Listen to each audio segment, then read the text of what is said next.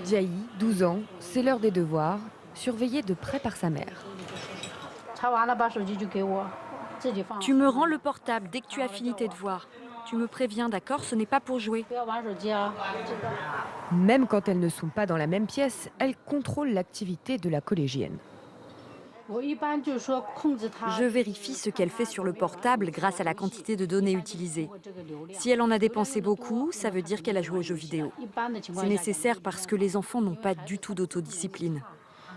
Mao Luyin est ouvrière. Elle veut à tout prix que sa fille réussisse ses études.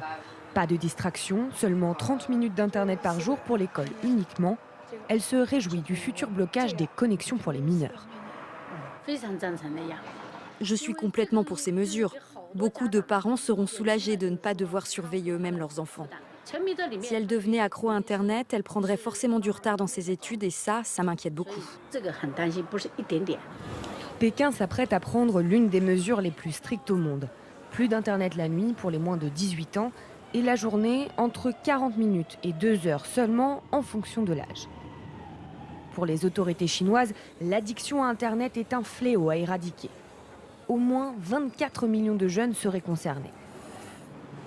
Les cas les plus extrêmes sont envoyés en centre de désintoxication, aux allures de camps militaires. Des méthodes parfois si brutales qu'elles sont même critiquées par les médias chinois. Aucun de ces centres n'a accepté de nous ouvrir ses portes. Ces images de réalité virtuelle ont été réalisées par un ancien détenu. À 17 ans, ses parents l'ont emmené dans un de ces centres, sous somnifères et sans explication. À l'intérieur, il témoigne de violences physiques et psychologiques. Le patient peut être enfermé dans une pièce sombre pendant plusieurs jours, voire plusieurs semaines ou plusieurs mois, sans pouvoir communiquer avec qui que ce soit. Il est laissé seul dans la pièce pour écrire son autocritique. Mun Tien est libéré après 1 mois. Selon lui, les patients sont internés pour l'addiction Internet, mais pas que. Si ces méthodes ne soignent pas l'addiction, elles peuvent aussi servir à corriger le comportement ou la façon de penser de quelqu'un. 1 mois dans un de ces centres coûte entre 800 et 4000 euros. Le traitement de l'addiction Internet en Chine, c'est un marché. Des grandes entreprises de la tech aux start-up, toutes proposent des gadgets et des logiciels pour contrôler le temps sur les écrans des enfants.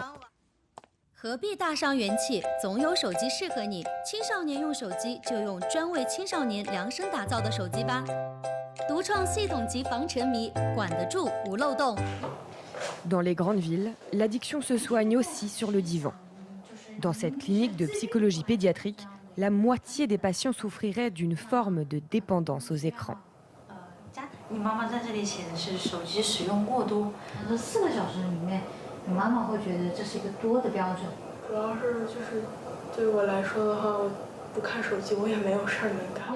Ici, le nombre de mineurs accros augmente de 20% chaque année.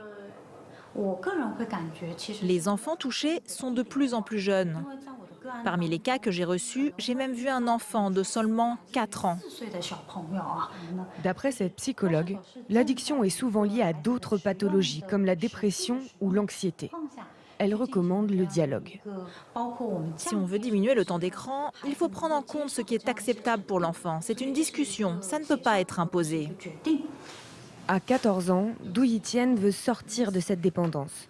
Pendant le confinement de Shanghai l'année dernière, il était connecté jusqu'à 10 heures par jour.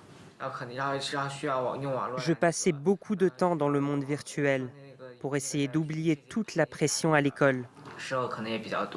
Selon sa mère, trop de contraintes, c'est contre-productif. Elle ne veut donc pas appliquer les restrictions gouvernementales. Je ne lui imposerai pas cette limite d'1 heure. Je n'utilise plus ces méthodes restrictives. Je préfère qu'on discute. Et maintenant, je sais que quand il va trop sur Internet, c'est qu'il a besoin d'aide. Dans les prochains mois, les systèmes de blocage seront intégrés directement par les fabricants dans les appareils électroniques. Le choix de les enclencher ou non reviendra aux parents.